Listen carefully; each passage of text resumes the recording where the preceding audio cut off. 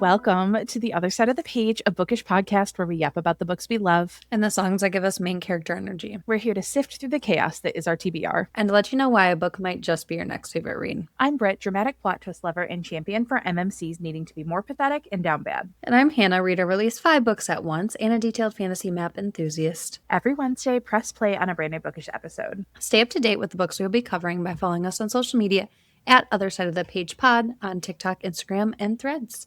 Yes, and don't forget to follow, rate, and review the podcast and give us a shining 5 stars on your preferred platform because it helps us so much visibility. This week, we are finally talking about the book Project Hail Mary by Andy Weir. Yes, we're going to be talking about our song choices, plural, Mm-hmm. alongside the plot and chatting about our favorite moments. Also, don't mind me if you're watching on YouTube. My eye just started burning randomly, so that's fine. Everything's fine. You're going to go ahead and grab yourself an iced coffee. Or iced chai. And we're going to turn the page together. Dear reader, here is the synopsis of Project Hail Mary from Storygraph. Ryland Grace is a sole survivor on a desperate last chance mission, and if he fails, humanity and the Earth itself will perish. Except that right now, he doesn't know that. He can't even remember his own name, let alone the nature of his assignment or how to complete it.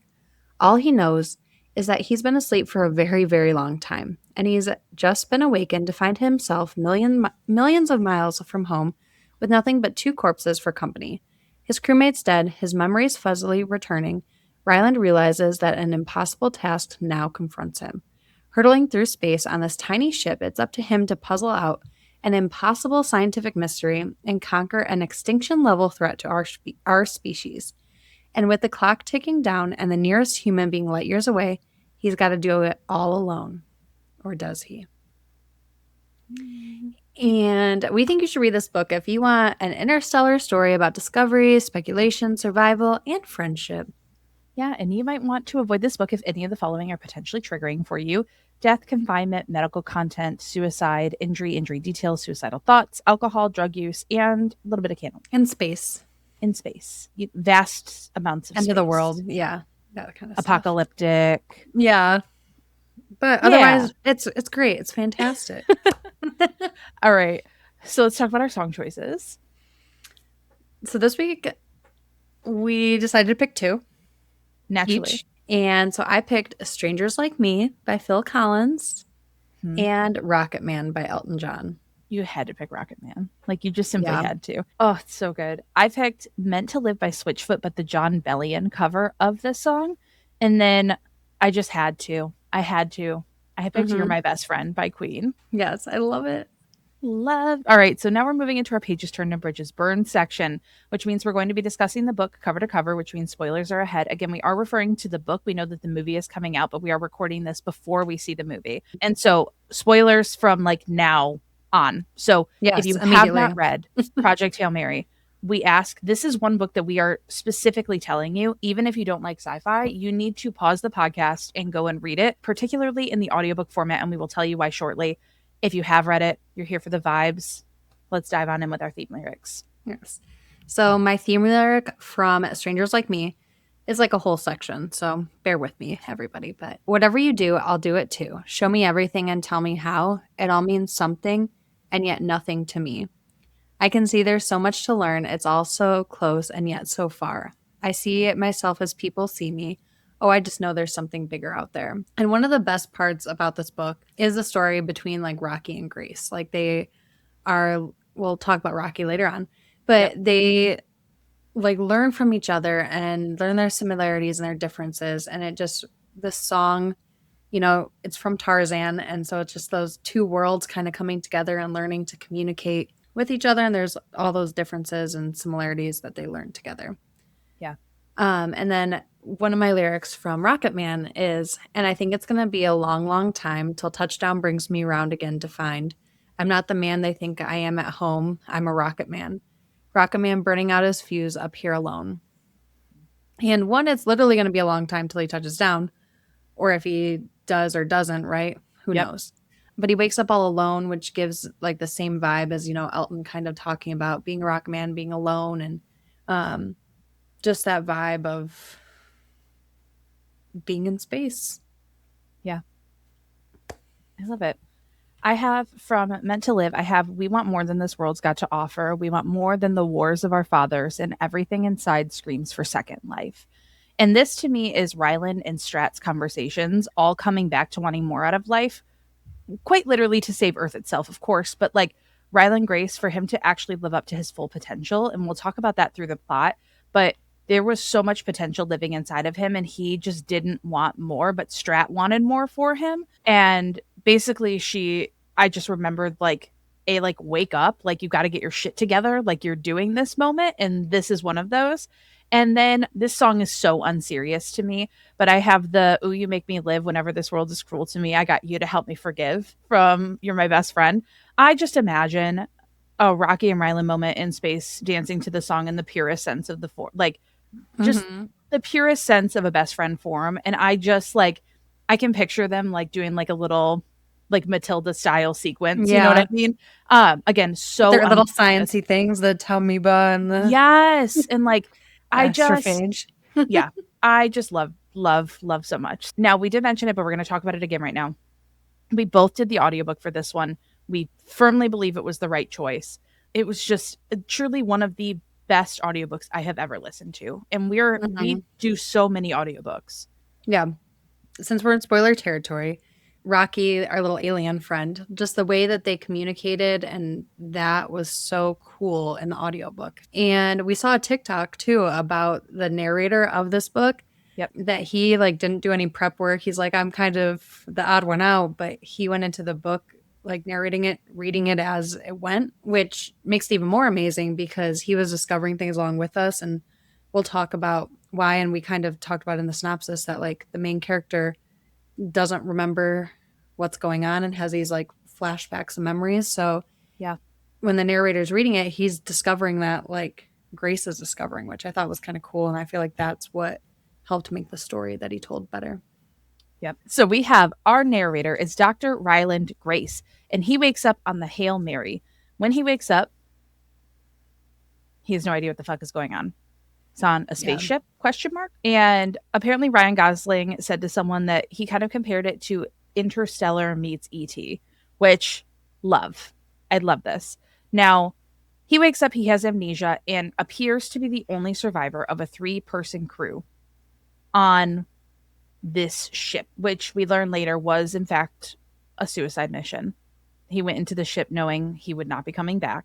Yep. And the story is told in the current timeline and then also in flashbacks to the prep of Project Hail Mary, but we don't get those flashbacks until he starts to get his bearings just a little bit, because again, he does not remember things. So things are coming to him in these flashes. And I think what's so interesting about this book and what I loved so much about it is, in theory, a closed book where someone has amnesia and they are alone in space has no right being as entertaining, gripping, and like I cried listening to this. And I think that it just goes to show that I personally believe that this book is so phenomenally written. It has such mass appeal for a reason.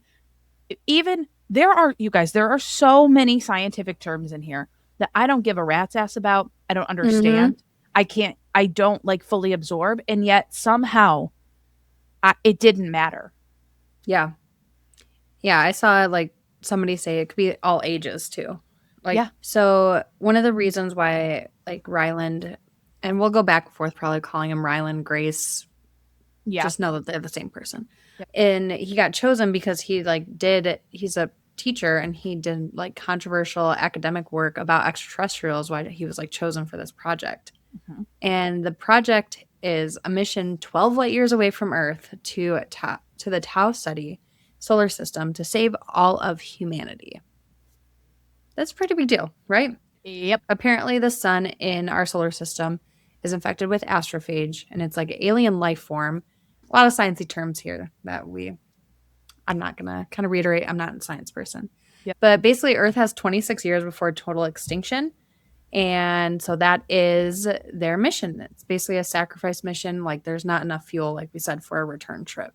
Yep. So they're going, and Grace is like, "Holy shit!" Like once he realizes what's happening. This is it. We start to get Ryland recalling actually discovering astrophage and the experiments that he used to come to his conclusions. He is essentially the lead scientist on the mission and is trying to figure out why astrophage has not destroyed Tau Ceti, but is impacting other stars in the galaxy. As we go through, I'm just going to kind of jump around as things come back to me. We can skip, but he was like very against this mission as we start seeing in some of his flashbacks because he is not built for space, right? Mm-hmm. He was researching and they were bringing in astronauts to like be tested to go on this mission. And he ended up having to go. And we'll talk a little bit more about that. But it was so wild listening to like the discovery. And I think that's what the audiobook narrator, I think it's Ray Porter, isn't it? Mm-hmm. Yeah. The performance that he did of this genuinely made it feel like we were rediscovering these things alongside of Ryland. And I think Mm-hmm. that's what made it so special. Yeah. So in space, Grace actually encounters an alien spaceship, the Blip A. Yep. And this ship is from another solar system, and he gets to meet a little alien. And this alien is affectionately known as Rocky, which is his nickname given. Yep. And he's described as like a dog-sized spider-like extraterrestrial with a hard mineral skin. And he is like Iridian from a different solar system. Yep. And we find out that Rocky is the only surviving member of his crew as well. So they communicate first at like scale models. So they talk about like, you know, if it's this big, what is it to you, and time and all of this different stuff that they kind of learn through. And then Grace's idea to use like a translation software. And that's where he finds out like Rocky's planet is facing the same fate. So they're, you know, both dealing with trying to save their own planet. And they find out like their intelligence levels are kind of similar, but Rocky can't see. So he has like highly developed sonar senses, and that's how he communicates.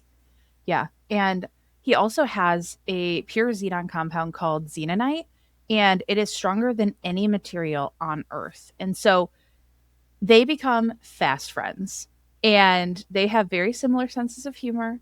And there's so many moments of like little sarcasm where like Rylan will be doing something and Rocky will be like, faster. And he's like, this is as fast as it goes. And they'll be like, faster. Like, hello. And the bump fist. Yeah. The bump fist. And like Rylan tries to like correct him. And yeah, it's really, I just love that. And like one of my lyrics with it is in Strangers Like Me. It's like every gesture, every move that he makes me feel like never before. And like that's how they like communicate at first, is like these gestures and then these these sounds. And so it just is, it's cool to see that. Yeah. Amaze. I know. So cute. So as we get these glimpses into the past, right, he's remembering as it goes. And so he remembers somebody we talked about, Eva Stratt, and she is the leader of the Project Hail Mary and has like total authority and immunity by the United Nations, and like does not hesitate to collect the best team of scientists, even if it's against their will, and crew to help combat the end of the world. Like she's like, you're not saying no to me, like you're coming to help this mission. Yep. And she really has questionable morals, but like just a little, you know, she's trying to save the human race, but she like, you know, takes unwilling experts. She like bombs right part of like the Antarctic ice shelf to buy Earth more time, like all this wild stuff. Yep. And Ryland's like, what did I get myself into? Like, yeah, you know, as he's remembering this. Yeah, like what is happening? And her character was just so no bullshit, no nothing. And I guess like the questionable morals when it comes to saving all of humanity, probably, you know, put to the side. But like as you're listening to it, you're like, oh shit, like she does not care about anything. She cares about figuring out how to save the planet. That's it. They definitely picked the right person for the job with Strat. Now, back on the ship, Rocky and Grace bunk together because in Rocky's culture, they stay with each other when they sleep. I love them. And Rocky ends up building tunnels on the Project Hail Mary to make sure that he can survive because, like, they ended up connecting the ships together and they had, like, a very cautious meeting at first, like a cautious back and forth before they opened it up. They travel to another planet to try and collect a sample of astrophage, and Grace is almost killed. And our boy Rocky, he risks exposure to Earth's atmosphere to save him. Yeah. But then Rocky suffers internal combustion due to the oxygen levels, and Grace is like badly burned, returning him back to like their pressurized compartments. But luckily, they do both recover. That was a stressful time though. Like, I'm Yes, just like, it oh was. my gosh, what is going on? And I was And like, like, that's the part of like space that like freaks me out yes. is like anything can happen. Yeah. But I was like, do not give me Rocky and take him I away from me. know. I Don't know. you dare. Because that's what I was worried that, like, I'm like, oh, is he gonna meet like another alien? Like, Yeah. And have I like was like, multiple. And I said, yeah, that's my homie now. yep, We're chilling with Rocky. Okay. yep. But then they discover that astrophage has a natural predator and they name it the Taumiba. And the Taumiba help keep the astrophage population under control. Mhm. And we get this discovery, then we get a flashback of, oh, this is my little alien too, guys, if you're watching. This is my Love. little, it does not look like Rocky because it has an eye, but it's here with us. That's okay. But we get a memory of Grace meeting the other two scientists that are supposed to be going on the mission. Because at this point, Grace is not, he's the scientist on the ground. Yep. He is not going on the mission. But, well, these scientists are chosen for the mission because they have a rare DNA sequence that like predicts coma resistance. Mhm. And the crew's going to be in like medically induced comas because it's important like for the travel there Mhm. that they like are safe when they like wake up or whatever. I forget the Yep. details, the stipulations there. But it's like, so then how does Grace get on the ship? That was my thought for this whole time. I'm like, okay, so if he wasn't supposed to be on there, like what happens to Yep. get him on there? Yep. And that also brings me to like one of the lyrics that I have down here, which was like he fought it so hard, but I have the fumbling his confidence and wondering why the world has passed him by, hoping that he's bent for more than arguments and failed attempts to fly. Like there's just something to him being the key to unlocking what's happening, like his discovery of what astrophage actually is what got them this like the start of this Mhm. mission. And yeah, he ends up on the ship because did you say the two scientists were killed No, I simultaneously? didn't yet. Okay. No. Okay. So he gets on the ship because two of the scientists were killed simultaneously in an accidental explosion. And what happens? Our morally gray strat goes to Grace, who also happens to have the DNA marker for coma resistance, and says, you're going to go instead. And he says, the fuck I am. This is a suicide mission. And she Yep. said, okay, cool. I'm going to give you an amnesia an amnesia inducing drug. And she has him carried unconscious up onto the Hail Mary for launch and stops at nothing to ensure that the mission goes on. Yep. I like calling it a sacrifice mission better because they're like sacrificing themselves, like I do sacrificing like that together. better. It was yeah, it I believe he like in the book refers to it as a Yeah. suicide mission, but a sacrificial one is essentially a better phrasing for it. Yeah. What ties into one of my lyrics from Rocket Man is she packed my bags last night pre flight, 0 hour 9 a.m. And I'm going to be as high as a kite by then. I miss the Earth so much. I miss my wife. It's lonely out in space on such a timeless flight. And so, like, right now, it's like she packed my bags last night as like Strat saying, you're going. And then, like, Grace just being like, I'm going to be high as a kite, meaning he's not going to remember being on there because he got this amnesia drug that like knocked him out. Yep. And that he does at this point kind of miss the earth. He doesn't have a wife, but more like his kids that he like taught, like, is kind of like his life there. Mm-hmm. And that like it's lonely out in space on such a timeless flight. But Yeah. now he has Rocky with him. Now he has Rock. But so Grace remembers now that he didn't volunteer for this mission, and he kind of carries some shame with him because he's like, I feel like the things he remembered, and like at this point, he's like, oh, I'm gonna save the world, like he's like kind of what you're talking about, like with You're Meant to Live, like he's having these moments, like, yeah, we're meant to live, and then he's like, wait, I didn't want to do this. Yeah. Wait, I was Yep. forced, and kind of has that like moment of shame. Mm-hmm. Now, here's the thing though. Him and Rocky end up making a discovery that nitrogen is lethal to Tamiba. And so Rocky offers Grace his extra astrophage fuel after the Project Hail Mary is repaired. And so since they have bred this nitrogen resistant Tamiba to control the astrophage, on their home stars. Grace and Rocky say goodbye. Yep. They're off. They're headed. Yep. Then 1 month later, Grace discovers that the Tau amoeba have evolved and they can pass through the xenonite, which is the ultra strong stuff from Rocky. Yep. And Grace is concerned over his BFF Rocky's fuel tanks because they're made of xenonite, so Rocky could be stranded in space somewhere. Yep. So then Grace decides to launch the probes with information back to Earth, which was the original plan no matter what. Like, Yes. even if Grace wasn't going to make it, the probes were supposed to go and they should make it back to Earth. Yep. So they're headed to Earth, and then he turns around to rescue Rocky, and he saves Rocky. And Rocky's like, "You're not dying, friend. Like, come on. Try eating Tau amoeba until we find a better solution for you." Yeah. And and yeah, before we talk about the years later part, Yeah. did you like how it wrapped up, or like how did it make you feel? Okay. I think if we didn't have such a fun-loving dynamic between Ryland and Rocky, I wouldn't have liked it. But because I was so deeply attached to them and their friendship, and like we spent so much time with just the two of them, and I loved it. I was like, because I was bracing for a terrible ending. Yep. So how did you feel about it? The same. Like, I feel like I was so invested, and I didn't expect to have the ending. Like, I was smiling. I was like, oh, good. Like, Yes. it made me feel good because like sometimes space movies stress me out. Like, I love Interstellar, but it's like so sad. Spoiler for Interstellar, right? But when he like comes back and he's like young and his like daughter's old, Mm-hmm.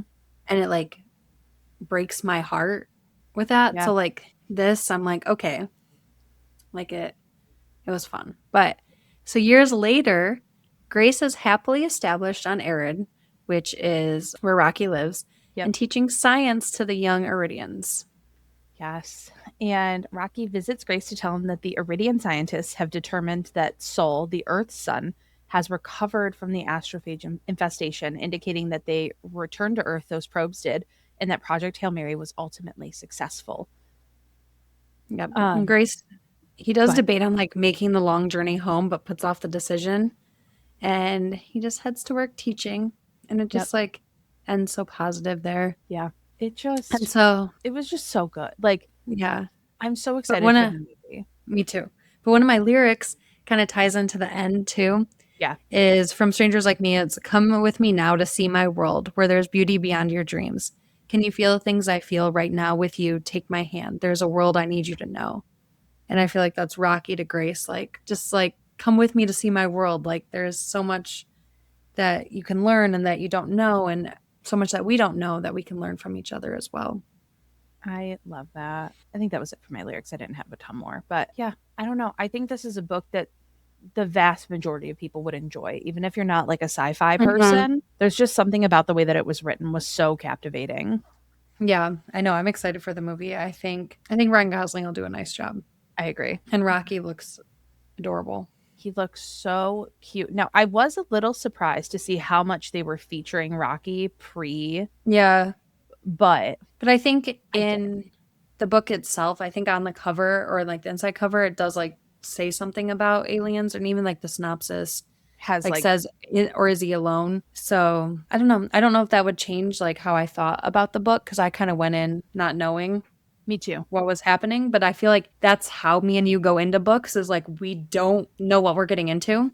I know a lot of the times. Yeah, if you guys don't know that, like most of the books that Hannah and I pick specifically, like to read on our own, but also for the pod, we very often go in based on like other people's recommendations in pure vibes, like cover alone, if we vibed with the author. Like the first time I read the synopsis, as probably a lot of you can tell, is in the episode. Like, so we went in a little blind, but regardless, I just think that this was, I'm so glad that we decided to talk about this one. Like it just lined up with, you know, the movie and everything. So me too. Well, thank you all so much for turning the pages in space with us this week. Be sure to follow us on Instagram, TikTok, join our Patreon, and join our newsletter that is back up and running, kind of, and to keep up with everything on the other side of the page. Yes, and please, please, please drop a review and a 5-star rating of the podcast on your preferred platform and share it with your bookish besties. Next week, we are going to switch things up a little bit and design a fantasy map of our lives. Will there be a book island, a coffee house mountain? Just wait and see what's in Yes, store. it is a fun, bookish related episode that is part of our Story of Us theme, and that'll be out on March 25th. So, forever and always. Keep reading with kindness. Bye, everyone. See ya.